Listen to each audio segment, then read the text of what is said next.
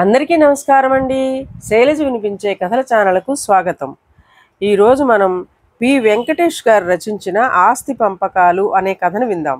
ఈ కథ జూలై 2012 చందమామలో ప్రచురింపబడింది.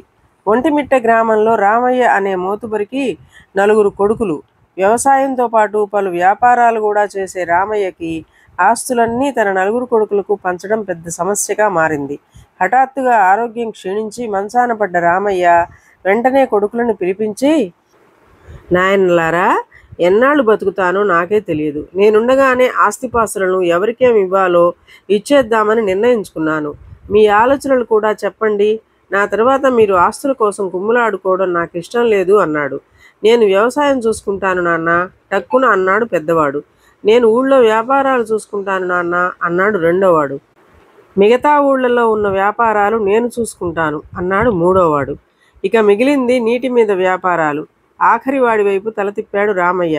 వాడు కాసేపు మౌనంగా ఉండి, నేను నిన్ను చూసుకుంటాను నాన్న అన్నాడు. రామయ్యకు ఏడుపు వచ్చింది. ఆఖరివాడు కూడా ఏడుస్తూ, నిన్ను కంటికి రెప్పలాగా కడదాకా చూసుకుంటాను నాన్న, నువ్వు నాకేం ఇవ్వక్కర్లేదు. జన్మనిచ్చావు చాలదు, ఇంతటి వాడిని చేశావు చాలదు అన్నాడు. చిన్నవాడి మాటలకి మిగతా వాళ్ళు సిగ్గుపడ్డారు. నన్ను క్షమించు నాన్న, ఆస్తి పంపకాల గొడవలు ఏమీ వద్దు.